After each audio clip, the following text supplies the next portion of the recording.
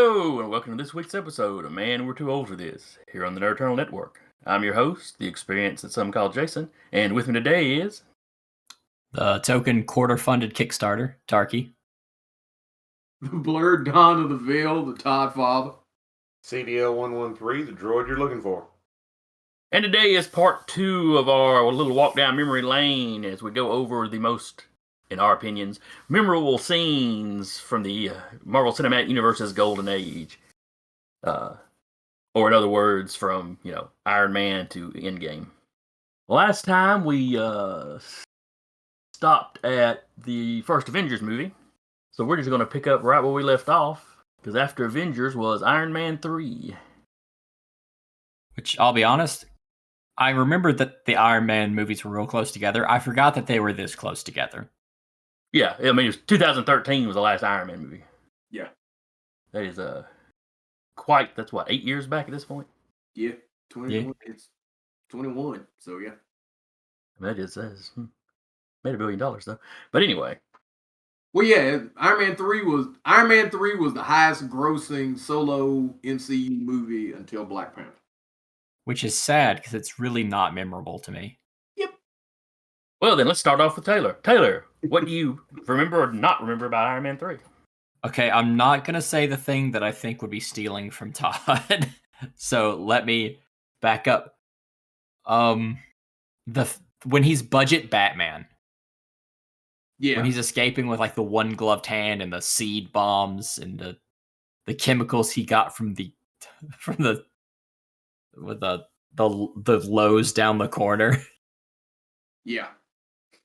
He's like, I can be great without the suit. Like, yeah, you're the guy that made the suit. You can just make more other weapons. You're allowed to do that, sir. No, I'll have to handcraft this shit bomb to handle my enemies. Like, what the fuck, dude? Just just use a suit. Just to cross promote a little bit. Over in our Icons game last season. That's basically what one of Zach's characters was. Yeah, except he couldn't afford to make a suit. Well, that's true. He was poor. He was destitute. He was Home Depot Batman because that was all he could afford. Yeah. This is a multi-billionaire going, I'm gonna strap some random shit together. Well, he also was having also a single... hiding. He was also hiding. It wasn't like he could just call up Stark and go, hey, a team with such and such. Yeah. So Yeah, except that's literally what he does at the end. So he literally could have just called another fucking suit. Yeah, that's true. Because he had 11 of them already built. Yeah. So what about, Danny, what about you? What do you remember about Iron Man 3? The scene where the plane with the was it politicians or something? Yeah. Where they blew up, was it Air Force One or some shit like that? Yeah, and you had a bunch of them just all falling at random. And he had to fly and catch them one by one and link them and then, save them. I thought, now that's pretty cool.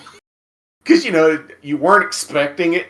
It's like, how's he going to save 12 people? And even his AI is going, yeah, I don't think the odds of this working without us dying is, but he does it anyway. And then you find out he's not even in the suit. Yeah. When you find out he's not even in the damn suit, you're like, okay.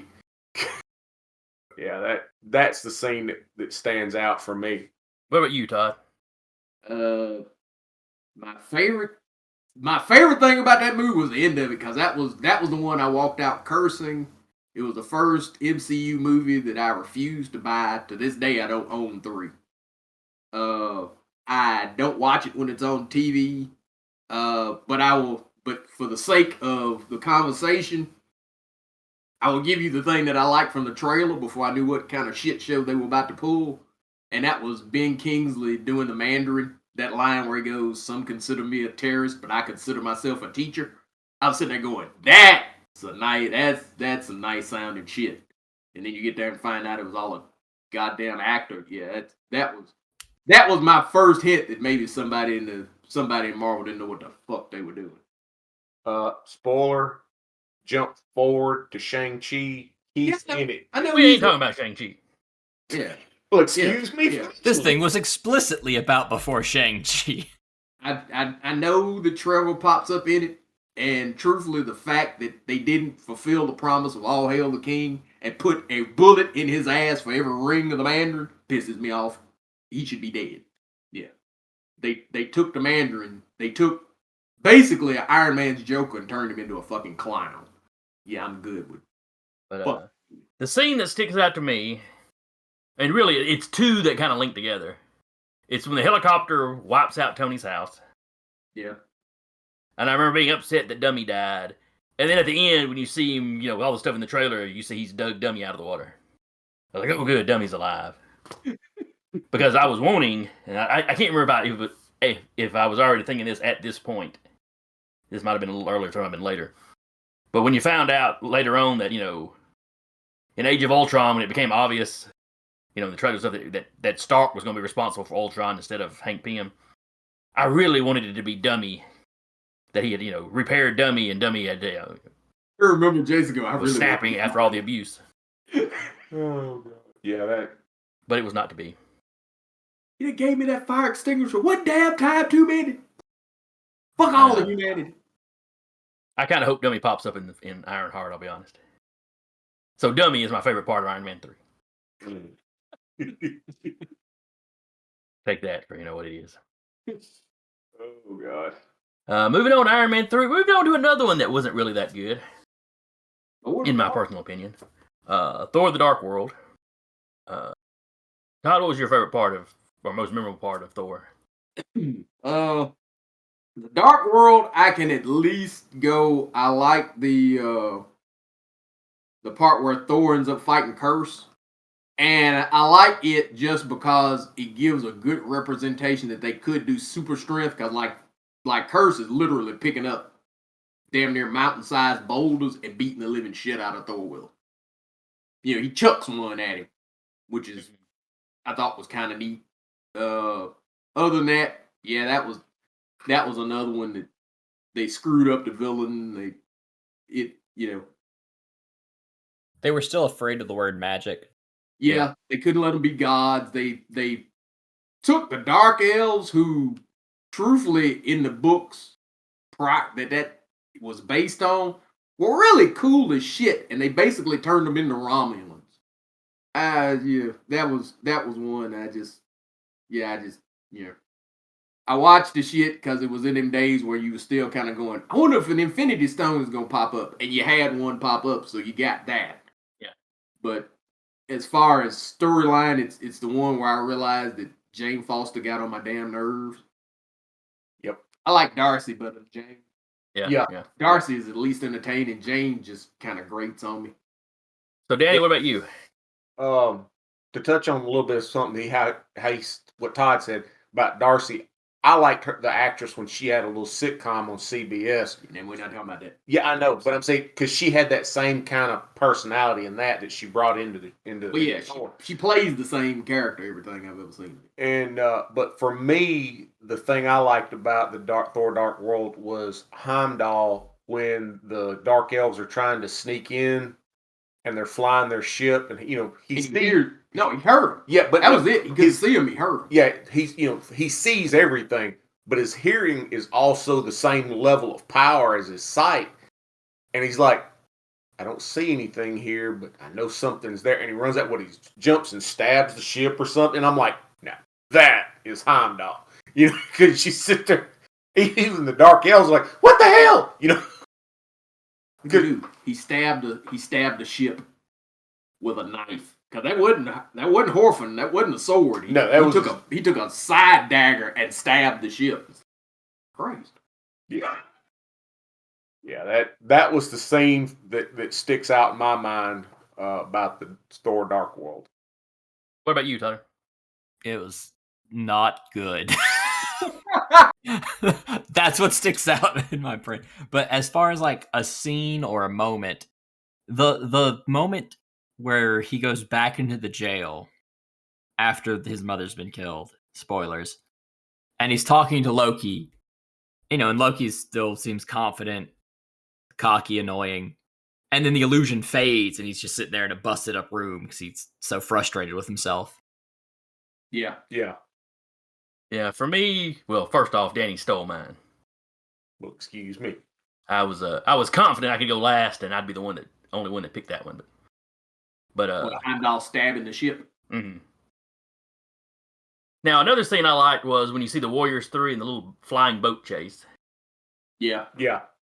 Or fight, maybe it was the fight, but because you see the blonde one, I forget his name. For some reason, I can always remember Hogan's name. Yeah, the dashing. He does the whole swinging on the rope thing. But I enjoyed everybody threatening Loki. That little montage scene where everybody shows up, and if you betray Thor, I'll kill you. When he gets to, I forget which one's the last one he gets to. Is it Sif or is it Volstagg? When he does the whole thing, and if you do this, I'll kill you. Apparently, there'll be a line. Yeah. Thor: Dark World was one that I kind of agree with Taylor. It was not very good. The characterizations were good. Yeah, but unlike Iron Man 3, there's lots of individual scenes that I did like in it. Yeah, where Iron Man 3 is just a shit show from beginning to end. Dark World, I could sit through again and still enjoy, the parts that I liked. Iron Man 3, there just weren't any parts that I really liked. I mean, even this. Well, let's not backtrack. So after Dark World, we had one of my favorite MC movies. Period. Captain America: The Winter Soldier. Yep. Danny, what was your most memorable scene out of that one? Oh, I got two. You get one, but I'll go with one. Is the very beginning of the movie when they're on the plane, they're talking about such so and so the ship's been taken over by terrorists, and Steve's standing there at the back of the thing, and Widow is talking. Oh, did you see such and such? I can set you up. She's trying to play matchmaker for him, and he's putting his gear on. And he just goes to the back of the plane and then just jumps. And the other agents are like, he ain't wearing a parachute. No, he asked, was he even wearing a chute? And the dude, his crossbows goes, no, he wasn't. Just a reaction. Like, did he? What? That reaction cracked me up. All right, Tyler, what about you? What I remember the most is the single most comic book thing possible they could have done was they're all huddled together. They've gotten Falcon, and they're like, "Yeah, we've got to go. We've got to, we have the mission together. We have the plan. You need to get your equipment." He's like, "Well, how am I going to get? How can I possibly get my equipment? It's in this base that's guarded, protected." And then the next scene, you see him just have his equipment because it's Captain America. Obviously, they could just bust in there, get the stuff, and get out. Yep. It's like they don't even care to explain it. They're just like, look, no superheroes. They just did this. And I'm like, yeah. What about you, Todd? The very beginning, the Lemurian Star, when Cap takes that boat, because that's the first time you get to see modern Cap's modern fighting style. And yeah, that whole scene from the time he boards that damn thing until Batroc throws that grenade, that's just some cool shit. Because the first Cap, he's not trained, so he's got kind of a brawling style. But hell, you could tell he'd had training by then, and Offset, Chris Evans had seen the Captain America game from the first movie, and it basically gone to the producers and was like, I want to fight like that. So when you see Cap fighting the Winter Soldier there at the beginning, he's fighting and moving like Blonsky was moving in Hulk. Yeah, which is just neat as shit. Yeah, that's one. If I know it's coming on, if I can't see no other part of it, I want to see him take that boat. A scene that I really liked is the elevator scene. Yeah. Now, that's one that you see clips and memes of all over the place. But it kind of harkens back to what Taylor liked in the first one. You see kind of his situational awareness. I mean, he is in his home base, essentially. He should be as at ease as he's going to be. But the man don't have an off switch. Yeah. Right.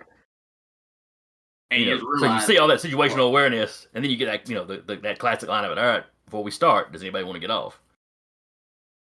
And then it's just a neat fight scene in an odd location. Yeah, with a lot of people in a tight situation, because that elevator can't be more than 5 by 6, and that would have been. See, my favorite part of that though, if I was gonna pick more than one, I like him taking out the Quinjet. yeah, When he takes out the Quinjet off that damn motorcycle, yeah, that's another one. I'm sitting there like, oh hell yeah, that was just some and badass gets shit. his shield before Yeah, he going in. ricochets it off one of the engines and then leaps off and catches that bad boy midair. I was like, yeah, leave that son of a bitch all the way the hell alone. I gotta be in Cleveland. I gotta take my Yeah. catfish Yeah. to the vet. I gotta take my goldfish for a walk. I ain't about to fight this mother. And then after Cap, we have Guardians of the Galaxy. Guardians of the Galaxy, friendship is magic. So Tyler, what do you remember about Guardians? Honestly, Guardians is the movie that sticks in my head the most, but it's just like the first part. Like the moment you can tell how much music is going to be in this. Yeah. It does have a great fucking soundtrack too. Mm-hmm. Like it did a great job of utilizing music in it. Now the second movie did a better job utilizing music, but both movies have great soundtracks. But it's just that start where it's just, you're messing with a goofball who is supremely confident he can live through anything. One of the Because best. he just rolls up on this ancient technology trap thing and just goes, yeah, sure, I got this beat. Just rolls it out. You about to say something, Danny? I was going to say one of the best descriptions of intro Star-Lord is he thinks he's Han Solo, but is more Roscoe P. Coltrane. Well, that's because he's competent. He's competent. He's just not quite as well known as he thinks he's a wants to legend. be. Yeah, he's a legend in his in own his mind. own mind, but he's competent as shit. He's just goofy. Yeah, he's just goofy. Top of as that. hell. So Danny, what scene do you remember out of it? Or what sticks out to you the most? For me, it's their escape from prison. When Rocket goes, I need this and this and this and that guy's prosthetic leg. I need that guy's leg. And so, you got Peter Quill going around, buying up this and that or lifting this and that. And he gets the bionic leg and he comes back. All right, what do you? Oh, I didn't need that. I just wanted to see because it'd be funny. He's just hopping around. I'm like, oh my God. To me, Rocket kind of stole that movie. Yep. What about you, Todd? Yeah, for me it's the prison break, but it's the one scene where when Groot basically goes and kicks the plan off early, and you have the scene where he's fighting and Rocket's up on his shoulder and they throw him a gun, and that one scene of Rocket up on Groot's shoulder just sparking up shit. Visually, I like that scene. Other than that, I like the line of him calling Stan Lee a prevert at the very beginning. Yeah. It's a man, look at you. Little troll dogging out the little kid. Walk on your own. Look at this old man. Get somebody your own age, you prevert. Lord. Yes, for me, what sticks out the most about Guardians is how bad they screwed up Ronan the Accuser. Yeah, they fucked up. Oh, I hated their take on Ronan. And he was so close to looking right. I mean, it was just, they made him gross for no reason. Yeah. Yeah. They fucked up Nova Corps, too. Yeah. I guess the screw-ups in that movie stick out to me more than anything. Even though, overall, I enjoyed the movie okay. The whole, stop the dialogue, stop everything we're doing, and let's talk about being friends. Yeah. Friendship is magic. Every 5 seconds. Yep. And it turned out to literally be magic. There's that. There's the messing up Ronan. There's the messing up the Nova Corps. It's just lots of little stuff. It is not my favorite Marvel movie by any means, though. Like I said, I did overall enjoy it. I got to say this about the Guardians before we leave off of it. David Bautista's portrayal of Drax, how he had a problem showing emotions. I can remember when that movie came out, there was an article by this mom whose kid was autistic. Yeah, kid was autistic. He's like me. Yeah, and he said she's like, he's like me. And so Batista, when he would go visit the children's wards or stuff like that, he would make sure to go visit or they had kids that were having those kind of issues because they could relate to his character. So I thought that was pretty neat. See, but Go their ahead. version of Drax goes into my list of screw ups. Yeah. No, I no. didn't That's based off the get why I comic. like Drax until later. Yeah. Now, that is not taken away from the fact that Batista seems to be a good dude. And that he leaned into that when he realized that, it meant that to some kids. I did enjoy him referring to Gamora as a green whore. Yeah. That was the only friendship moment that I liked. This is my friend. The green whore is my friend. Okay. But and then after Guardians, we went into Age of Ultron. Yep.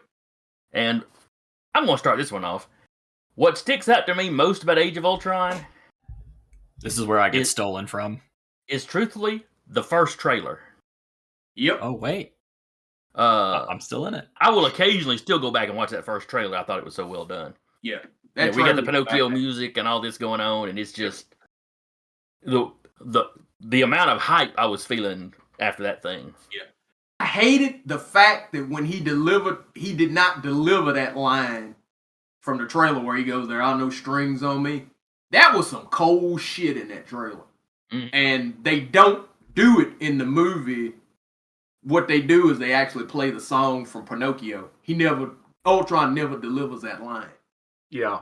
The actor James Spader in an interview, because I watched the TV show he's in, Blacklist, and they were interviewing him for the next season at the time, and they also were talking to him about his portrayal of Ultron, and he said because the movie had already started showing, but he was like, the one thing that disappointed me, we filmed up all these different lines, and one of them was the "no strings on me" that they play in the trailer, but they don't put it in the movie.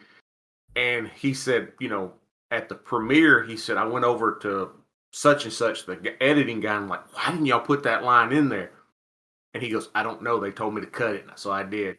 But it was just one of those things, like you say, it should have been left in there. Yeah, that line in the trailer was menacing, and in the movie they literally Disneyed it up, so they had him singing it.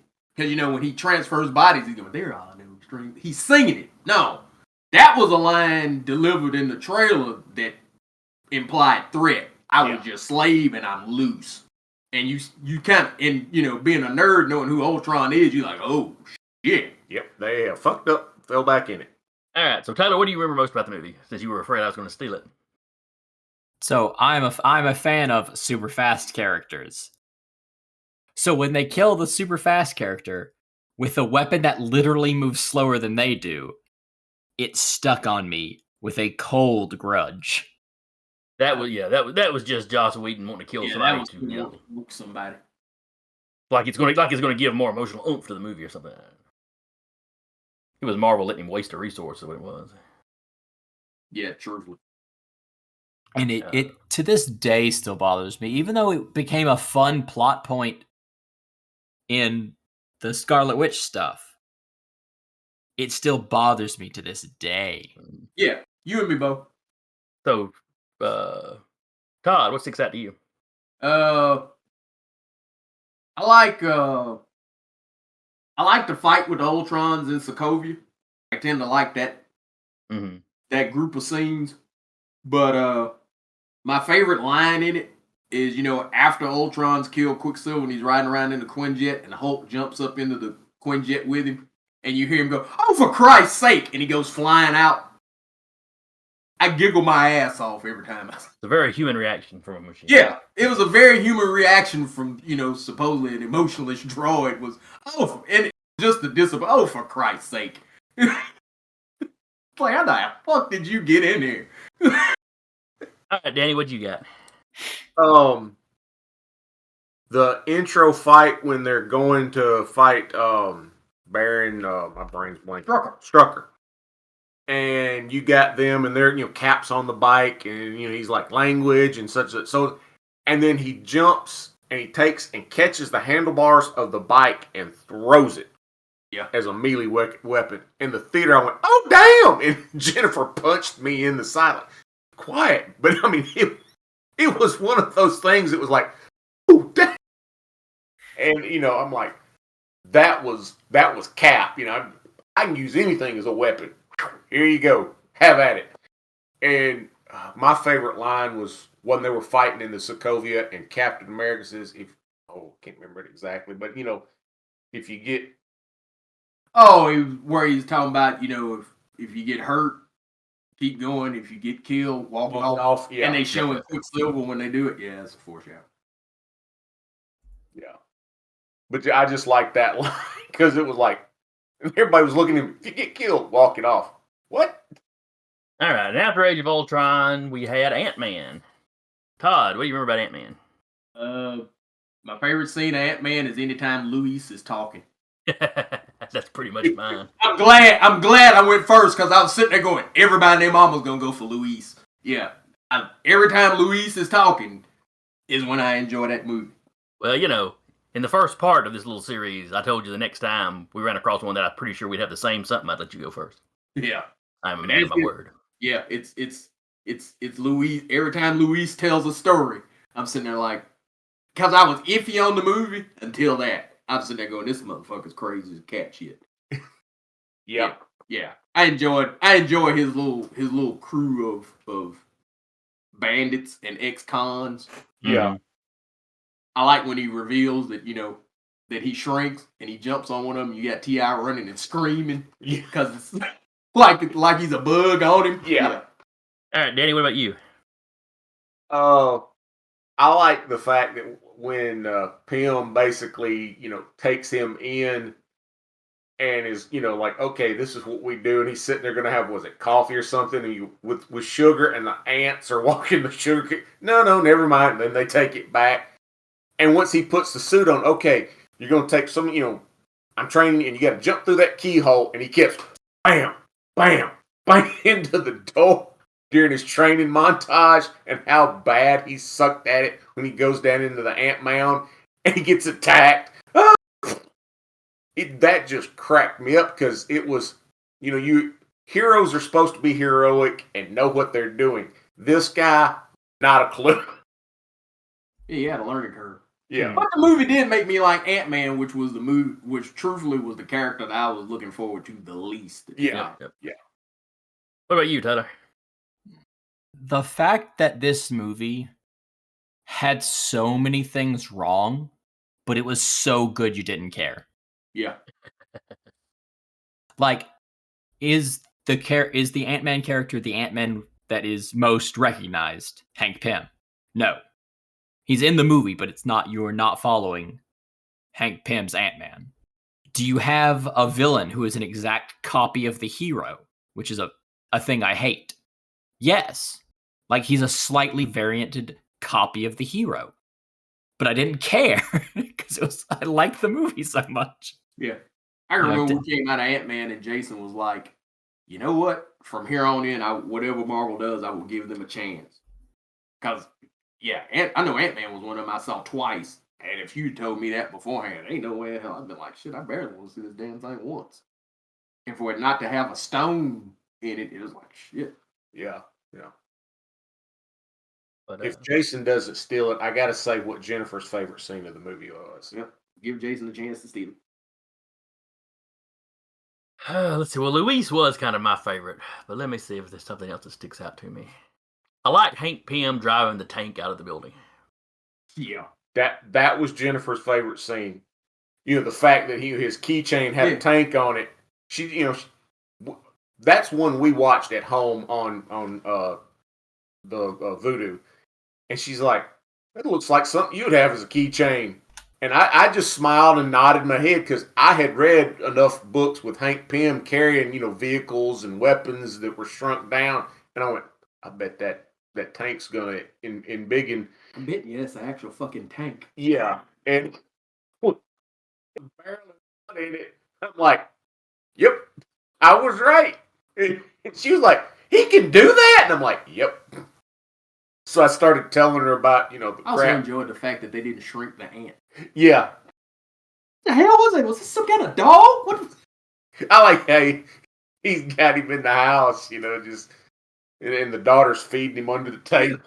Well, we had planned to do one more movie, but we are pretty much out of time. So I think we're going to stop with Ant-Man, and then in the next part, we'll pick up with Civil War and try to get it finished. We We're gonna try to do 10 straight when we've barely done 13 and 2. Oh, you got a fair point there. Anyway, we'll start and see where we get to, I guess. Oh, well, it's a 4-parter. Let's have fun with it. We'll just call it a series at this point. Let's be honest, you won't be able to talk about them after this. It was garbage. So, much like I said after the first part of this, if there's a scene you think we left out or should have been brought up, or you just want to tell us what your favorite is, you can leave a comment below. You can reach us at thenerdeternal@gmail.com. You can leave a comment on our site, thenerdeternal.com. If you'd like to support the show, we have a shop at the site. But you can also just like, subscribe, tell your friends. Just spread the word. Anything we appreciate. So until next week, I've been your host, the experience that some call Jason, and with me has been... Oh, right, the token millennial Tarky. The Todd Father. CDL 113. And we'll see y'all later.